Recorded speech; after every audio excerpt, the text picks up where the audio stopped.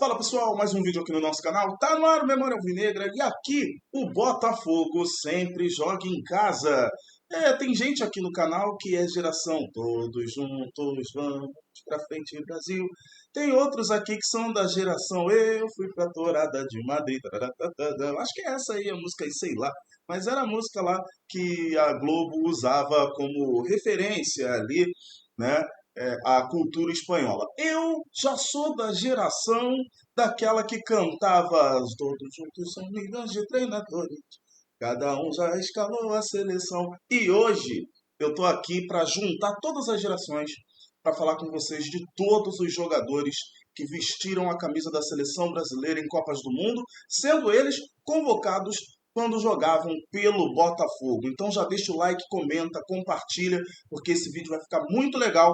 É só a primeira parte, porque são 47 jogadores convocados e eu vou falar dos 47 aqui. Mas essa é só a primeira parte desse vídeo, tá certo? Então, roda a vinheta e bora pro vídeo, porque a gente tem muita coisa para falar aí.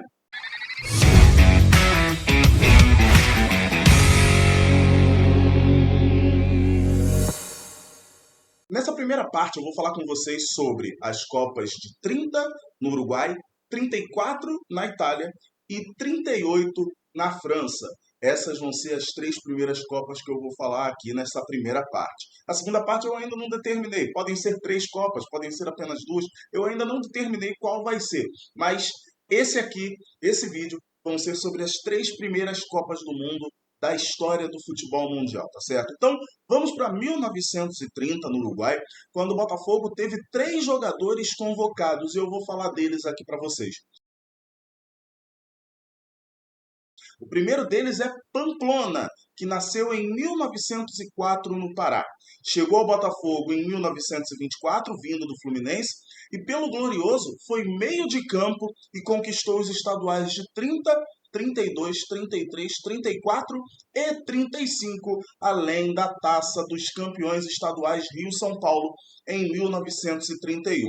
Ainda na década de 20, ele esteve em campo naquela maior goleada do clássico da rivalidade, o clássico contra o Flamengo. Na década de 20, o Botafogo passou por um jejum, mas na década de 20 a gente também teve essa goleada histórica para cima do Flamengo, que antes tinha a maior goleada do confronto, um 8-1, mas depois, em 1927, com Pamplona em campo, o Botafogo venceu o Flamengo por 9-2. E essa sim é até hoje a maior goleada do clássico da rivalidade entre Botafogo e Flamengo. Pamplona faleceu em 1973, aos 69 anos. O segundo deles, e esse aqui lendário, Carvalho Leite, nasceu em Niterói em 1912, chegou ao Botafogo em 1929, vindo do Petropolitano. Guarde esse nome, porque vai aparecer muito aqui nesse vídeo. O Petropolitano revelou muito jogador que o Botafogo contratou. O Carvalho Leite se tornou lendário no Glorioso porque ele foi o primeiro grande artilheiro da nossa história. Primeiro grande artilheiro da história centenária do Botafogo. Ele fez muito sucesso na década de 30 e nesse vídeo aqui vai aparecer outro jogador que também foi um grande artilheiro e também fez muito sucesso no Botafogo na década de 30. Assim como Pamplona, Carvalho Leite também estava no elenco que foi campeão estadual em 30, 32, 33, 34 e 35. Inclusive, só um parêntese aqui, 32, 33, 34 e 35. Botafogo, tetracampeão estadual. Ainda o Glorioso é o único clube a conseguir 4 títulos estaduais seguidos. Ninguém mais conseguiu esse feito. Só o Botafogo na década de 30. Carvalho Leite faleceu no Rio de Janeiro em 2004, aos 92 anos, e é o segundo maior artilheiro da história do Botafogo. Só perde para o Quarentinha no quesito número de gols. O terceiro dessa lista é o Nilo, que assim como Pamplona, também nasceu no Pará, mas nasceu um ano antes, em 1903. Teve duas passagens pelo Botafogo, a primeira entre 1919 e 1921, vindo do América de Natal, e a segunda entre 1927 e 1938, vindo do Fluminense. Também venceu o estadual de 30, 32, 33, 34 e 35. faleceu no Rio de Janeiro em 1975, aos 72 anos. Falamos de 1930 no Uruguai, agora a gente vai pular 4 anos no tempo para a segunda Copa do Mundo, em 1934 na Itália. E aqui, recorde de jogadores convocados pelo Botafogo. 9 jogadores do Alvinegro foram convocados para a seleção. E essa de 34 foi a segunda Copa de Carvalho Leite. Ou seja, não vou falar dele de novo aqui, porque ele já apareceu na lista dos convocados para a Copa de 30. Eu vou falar aqui primeiro de Germano, goleiro que nasceu no Rio de Janeiro em 1911 e chegou ao Botafogo em 1928. Foi o único clube que ele defendeu, inclusive, muita gente só fala do Newton Santos e tal, mas lá na década de 30 também, o Germano também é um jogador que só defendeu as cores do Botafogo, assim como todos os jogadores citados antes. Ele também ganhou o estadual de 30, 32, 33, 34 e 35, e o Germano faleceu em 1977 no Rio de Janeiro, aos 66 anos. Naquela Copa de 34, ele foi reserva de um goleiro que vai aparecer como próximo dessa lista. Trata-se de Pedrosa, que nasceu no Rio de Janeiro em 1913. Foi o titular da Copa de 34 na Itália e jogou no Botafogo entre 1930 e 1934. Depois de aposentado dos gramados, se tornou uma persona muito benquista no meio do futebol, nos bastidores. Foi presidente do São Paulo, porque também jogou no São Paulo e foi, depois de ter aposentado, foi presidente do São Paulo, além de presidente do Tricolor Paulista. Foi presidente da Federação Paulista e nome de campeonato nacional por conta desse prestígio tão alto que ele tinha nos bastidores do futebol. O Robertão, que vencemos em 1968, chama-se Taça Roberto Gomes Pedrosa, goleiro do Botafogo e que foi convocado, assim como jogador do Botafogo, para a seleção para a Copa de 1934. Ele faleceu em São Paulo ainda jovem, aos 40 anos, em 1954. Mas o Pedrosa está na história do Botafogo, está na história do futebol brasileiro, como aquele que começou pela primeira vez a sonhar com um campeonato nacional de clubes no Brasil.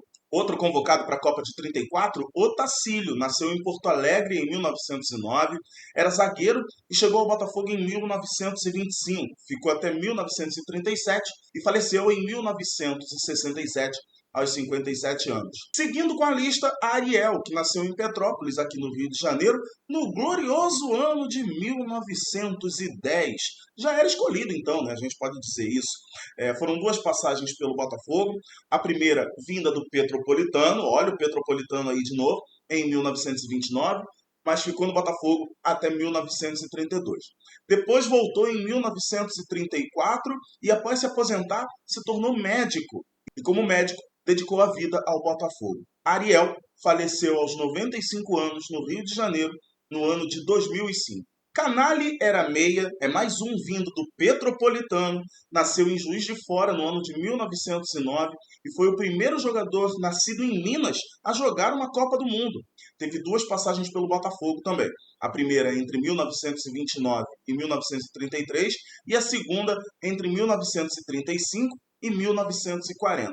Se Ariel nasceu em 1910 com o Botafogo campeão, Canali faleceu no ano do bi-estadual do Botafogo, em 1990, aos 81 anos.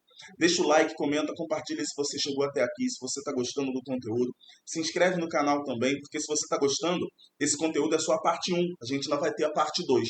Então, para você não perder a parte 2, se inscreve aqui no canal e ativa o sininho para você não perder a notificação quando sair a parte 2 desse vídeo, tá beleza? Então, vamos continuar aqui falando agora de Martim Silveira, que nasceu em Bagé, no Rio Grande do Sul, em 1911, e veio do clube da sua cidade direto para o Botafogo. Chegou em 1933 e ainda teve uma segunda passagem em 1940. Martim faleceu em 1972, aos 61 anos, e o seu corpo foi sepultado no cemitério São João Batista, no nosso bairro, Botafogo. Valdir, o próximo dessa lista, é apelido. Seu nome, na verdade, é Walter. Ele nasceu em 1912, no Rio de Janeiro, e chegou ao Botafogo em 1931, permanecendo até 1934. também era meia e faleceu em 1979, aos 66 anos, no Rio de Janeiro. Seguindo aqui, Átila, mais um escolhido, nasceu também em 1910, aqui mesmo no Rio de Janeiro, inclusive. Foi atacante e também teve duas passagens pelo Glorioso, beleza? Entre 1933 e 1935 foi a primeira passagem, a segunda entre 1938 e 1939. A data e o local do seu falecimento, até hoje, são incertos. E vamos agora para mais 4 anos no tempo. Agora a gente vai desembarcar na França. Chon, som, tango, tará, tará, tará. Vamos lá. Botafogo teve mais 4 jogadores convocados para a Copa do Mundo de 1938 na França. E essa Copa foi a segunda de Martim Silveira, que eu acabei de citar como um dos integrantes da seleção brasileira em 1934 na Itália. Vamos começar aqui com o Nariz, grande zagueiro, lendário zagueiro, nascido em 1912 em Uberaba. Ele chegou ao Botafogo em 1934 e permaneceu até 1941. Apesar de zagueiro, também atuou como meia naquela Copa do Mundo, inclusive. Nascido Álvaro Lopes Cansado, e eu tenho certeza que vocês que são um pouco mais ligados já devem ter ouvido em algum momento esse nome, Álvaro Lopes Cansado, o Nariz, é reconhecido até hoje como o pai da medicina esportiva no Brasil. Ele faleceu em 1984 em Campo Florido, também em Minas Gerais, aos 71 anos.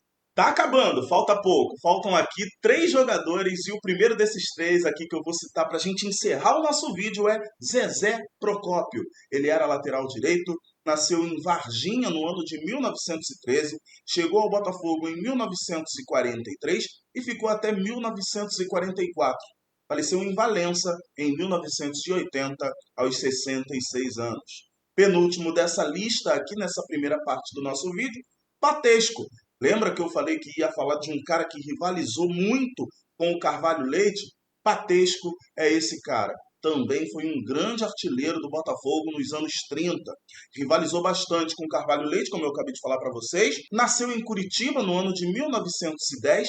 Foram 2 passagens pelo Botafogo. A primeira entre 1935 e 1940 e a última entre 1942 e 1943. Patesco faleceu em 1988, no Rio de Janeiro, aos 77 anos. Já o Perácio, último da nossa lista, encerrando esse vídeo, essa primeira parte dos jogadores que serviram a seleção brasileira enquanto jogadores do Botafogo, temos aqui o Perácio fechando essa lista, que jogava como meia, até mesmo como atacante. Ele nasceu em Nova Lima em 1917 e chegou ao Botafogo em 1937. Foi embora do clube em 1940. Faleceu no Rio de Janeiro no ano de 1977, com 59 anos. Esses são os primeiros jogadores da era antiga das Copas do Mundo a, representando o Botafogo, servir a seleção brasileira, que ainda não tinha conquistado nenhum título. No próximo vídeo, na parte 2, vocês já sabem muito bem. Eu não determinei quantas Copas do Mundo eu vou abordar aqui com vocês. Mas você já sabe que a gente volta para a segunda parte a partir da Copa de 1950. Espero que vocês tenham gostado desse vídeo, dessa primeira parte. Se inscreve no canal, como eu falei, para você ativar o sininho e não perder a notificação da parte 2 desse vídeo. Espero de coração que vocês tenham gostado desse vídeo. Grande abraço para vocês. Deus abençoe todo mundo. Valeu. Fui.